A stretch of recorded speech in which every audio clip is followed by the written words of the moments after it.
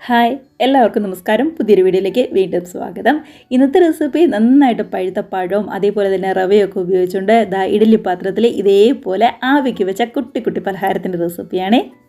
വൈകുന്നേരം ചായക്കൊക്കെ ഒരു തുള്ളി എണ്ണ പോലും ചേർക്കാതെ അതേപോലെ തന്നെ ഓയിലൊന്നും ഒട്ടും തന്നെ മുക്കി പൊരിക്കാതെ നല്ല ഹെൽത്തി ആയിട്ട് എളുപ്പത്തിൽ റെഡിയാക്കി എടുക്കാവുന്നതേ ഉള്ളൂ. അപ്പോൾ ഒട്ടും തന്നെ സമയങ്ങളേത് എങ്ങനെയാണ് നല്ല അടിപൊളി പലഹാരം റെഡിയാക്കുന്നത് കണ്ടു നോക്കാം. വീഡിയോക്ക് ഇഷ്ടമാവുന്നുണ്ടെങ്കിൽ ഒന്ന് ലൈക്ക് അടിച്ച് മറ്റുള്ളവരിലേക്കും കൂടി നമ്മുടെ റെസിപ്പി ഷെയറും കൂടി ചെയ്യാനായിട്ട് മറക്കല്ലേ.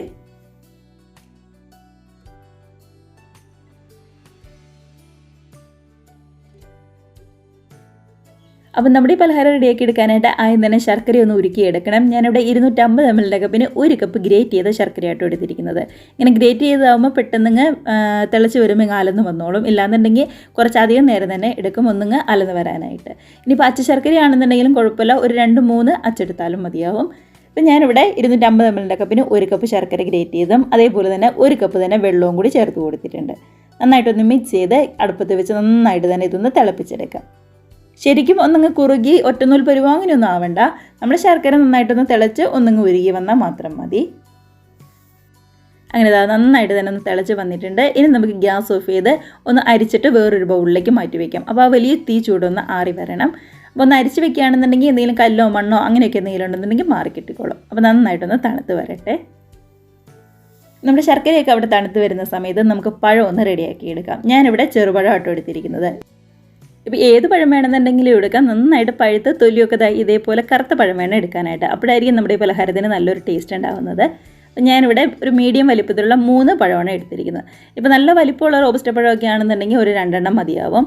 ഇല്ല ചെറുതാണെന്നുണ്ടെങ്കിൽ ഒരു 4 എണ്ണം വരെയൊക്കെ നമുക്ക് എടുക്കാം. അപ്പോൾ ഈ ഒരു ഇടത്തരം വലിപ്പമുള്ളതായതുകൊണ്ട് 3 എണ്ണം എടുത്ത് തൊലി കളഞ്ഞതായി ഇതേപോലെ ഒന്ന് കട്ട് ചെയ്ത് നമ്മൾ വെച്ചിട്ടുണ്ട്. അപ്പോൾ ഇനി അടുത്ത ചേരുവ നമ്മുടെ റവയാണ്. വറുത്ത റവയോ വറക്കാത്ത റവയോ ഏതാണെങ്കിലും കുഴപ്പമില്ല. ഒരു മിക്സിയുടെ ജാറിലേക്ക് ഒരു 1.5 കപ്പ് റവ ഞാൻ ചേർത്ത് കൊടുക്കുന്നുണ്ട്. 250 ml കപ്പിന് 1.5 കപ്പ് റവയാട്ടോ നമ്മൾ എടുത്തിരിക്കുന്നത്. അപ്പോൾ ഇതെല്ലാം കൂടി ഒന്ന് അടിച്ചെടുക്കണം. അതിനാണ് അത്യാവശ്യം വലിപ്പമുള്ള ഒരു മിക്സിയുടെ ജാർ നമ്മൾ എടുക്കുന്നത്. ഇനി നമ്മുടെ ഈ റവയിലേക്ക് കട്ട് ചെയ്ത് വെച്ചിരിക്കുന്ന നമ്മുടെ ചെറുപഴവും കൂടി ചേർത്ത് കൊടുക്കുകയാണ്. ഇനി നമ്മുടെ പഴത്തിൻ്റെയും ശർക്കരയുടെയും മിക്സിലേക്കാണ് നമ്മൾ നേരത്തെ റെഡിയാക്കി വെച്ച ശർക്കര പാനി കൂടി ചേർത്ത് കൊടുക്കുന്നത്. അപ്പോൾ വലിയ ചൂടൊക്കെ ഒന്ന് അറിയിട്ട് നമ്മൾ കൈ തൊട്ട് കഴിഞ്ഞാൽ കൈ തൊടാൻ പറ്റാവുന്ന ആ ഒരു ചൂടാട്ടോ ഇപ്പോൾ ഉള്ളൂ. നല്ല തീ ചൂടൊന്നുമില്ല.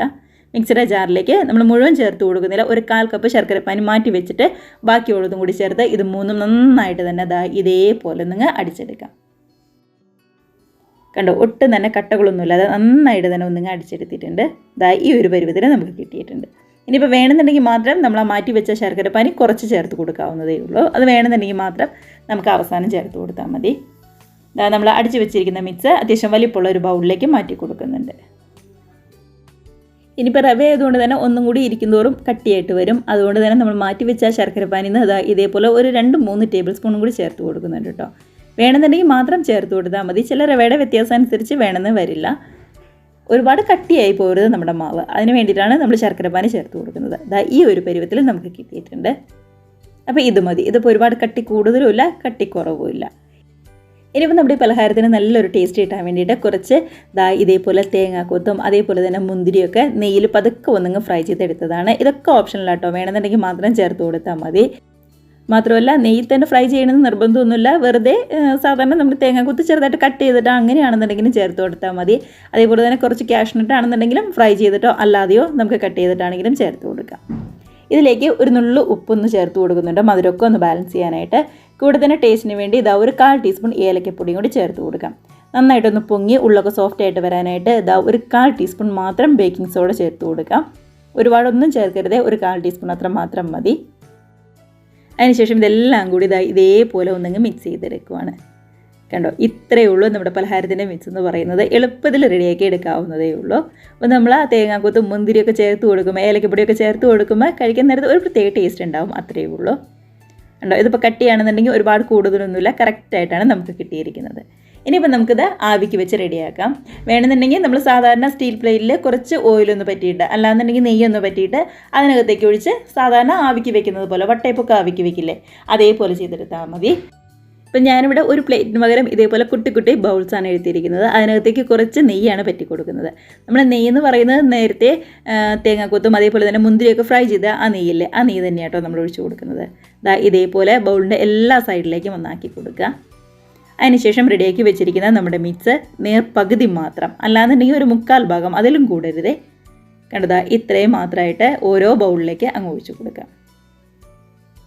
അപ്പോൾ ഒരുപാട് കൂടിപ്പോയി കഴിഞ്ഞാൽ നമ്മൾ ആവിക്ക് വെക്കുമ്പോൾ നന്നായിട്ടിങ്ങ് പൊങ്ങി പുറത്തേക്കിടെ പോകും. ഇതേപോലെ ഒരു 1/4 ഭാഗമോ അല്ലാന്നുണ്ടെങ്കിൽ ഒരു 1/2 ഭാഗമോ കറക്റ്റ് ആയിരിക്കും. നന്നായിട്ടൊന്ന് ടാപ്പ് ചെയ്ത് എയർ ബബിൾസ് ഒക്കെ ഉണ്ടെന്നുണ്ടെങ്കിൽ ഒന്ന് കളഞ്ഞെടുക്കാം. ഇനി ആ ഫ്രൈ ചെയ്തതിൽ കുറച്ച് മാറ്റി വെച്ചിരുന്ന തേങ്ങാക്കൊത്തും അതേപോലെ തന്നെ മുന്തിരിയും ഇതേപോലെ മേളിക്കടെ പതുക്കെ ഒന്നിങ്ങ് വിതറി കൊടുക്കാവേ. അപ്പോൾ ഇത്രയേ ഉള്ളൂ നമ്മുടെ മിക്സ് എന്ന് പറയുന്നത്. ഇഡ്ഡലി പാത്രത്തിൽ വെള്ളമൊക്കെ ആണെന്നുണ്ടെങ്കിൽ നന്നായിട്ട് തിളപ്പിക്കാനായിട്ട് ഞാൻ വെച്ചിട്ടുണ്ട്. അതിനുശേഷം നന്നായിട്ട് തിളച്ച് വരുമ്പോൾ റെഡിയാക്കി വെച്ചിരിക്കുന്ന നമ്മുടെ ഈ കുട്ടി കുട്ടി ബൗൾസ് അങ്ങ് എടുത്ത് വെക്കാവുന്നതേ ഉള്ളൂ. കണ്ടോ, ഇത്രയേ ഉള്ളൂ നമ്മുടെ റെസിപ്പി എന്ന് പറയുന്നത്. എളുപ്പത്തിൽ റെഡിയാക്കി എടുക്കാവുന്നതല്ലേ ഉള്ളൂ.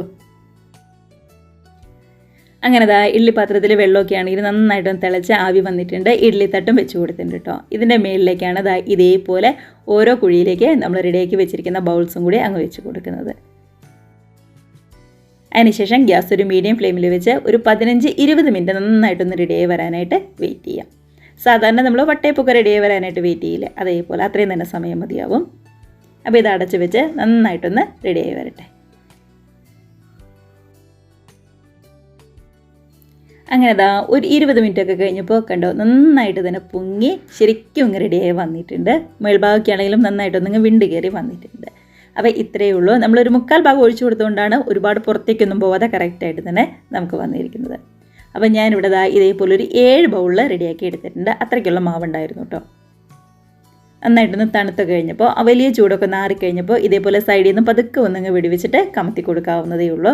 ഒട്ടും തന്നെ സൈഡിലൊന്നും പിടിക്കാതെ ബൗളിലൊന്നും പിടിച്ചിരിക്കാതെ നന്നായിട്ട് തന്നെ നമുക്ക് കിട്ടിയിട്ടുണ്ട്. ഒരു ചെറിയ ചൂടുണ്ട്, എന്നാലും കുഴപ്പമില്ല. അങ്ങനെ നമ്മുടെ പഴവും റവയും ശർക്കരയൊക്കെ ഉപയോഗിച്ചിട്ടുണ്ട് എളുപ്പത്തിൽ ഇഡ്ഡലി പാത്രത്തിൽ ആവിക്ക് വെച്ച നല്ല പഞ്ഞിക്കെട്ട് പോലുള്ള നമ്മുടെ പലഹാരം ഇവിടെ റെഡി ആയിട്ടുണ്ട്. കണ്ടോ, ഉള്ളൊക്കെ ആണെന്നുണ്ടെങ്കിലും നന്നായിട്ട് തന്നെ വെന്ത് വന്നിട്ടുണ്ട്. അപ്പോൾ ഇടയ്ക്ക് ആ മുന്തിരിയും അതേപോലെ തന്നെ തേങ്ങാക്കൊത്തൊക്കെ ഒന്ന് കടിക്കാൻ കിട്ടുമ്പോൾ അടിപൊളിയായിരിക്കും. അപ്പോൾ ഒട്ടും തന്നെ എണ്ണയൊന്നും ചേർക്കാതെ ഓയിലിൽ മുക്കി പൊരിക്കാതെ എളുപ്പത്തിൽ വൈകുന്നേരം ചായക്ക് കുട്ടീസൊക്കെ സ്കൂളിൽ വിട്ട് വരുമ്പോൾ റെഡിയാക്കി എടുക്കാവുന്നതേ ഉള്ളൂ. നല്ല ഹെൽത്തി ആയിട്ട് വീട്ടിൽ വിശ്വസിച്ച് കൊടുക്കാം. ട്രൈ ചെയ്ത് നോക്കുക. കമൻസൊക്കെ ആണെന്നുണ്ടെങ്കിലും മറക്കാതെ അറിയിക്കുക. അതേപോലെ തന്നെ വീഡിയോ റെസിപ്പിക്ക് നിങ്ങൾക്ക് ഇഷ്ടമായിട്ടുണ്ടെങ്കിൽ ഒന്ന് ലൈക്ക് അടിച്ച് മറ്റുള്ളവരിലേക്ക് ഷെയറും കൂടി ചെയ്യാനായിട്ട് മറക്കല്ലേ. ആദ്യമായിട്ട് നമ്മുടെ ചാനൽ ആരെങ്കിലും കാണുന്നവരുണ്ടെങ്കിൽ പ്ലീസ് നമ്മുടെ ചാനലും കൂടി ഒന്ന് സബ്സ്ക്രൈബ് ചെയ്ത് സപ്പോർട്ട് ചെയ്യുക കേട്ടോ. അപ്പോൾ എല്ലാവരും ട്രൈ ചെയ്ത് നോക്കി വൈകുന്നേരം ചായക്ക് നല്ല ഹാപ്പി ആയിട്ടിരുന്ന് കഴിക്കുക. നമുക്കിതേപോലുള്ള പുതിയ പുതിയ വീഡിയോസൊക്കെ ആയിട്ട് വീണ്ടും കാണാം. അതുവരെ എല്ലാവർക്കും ബൈ.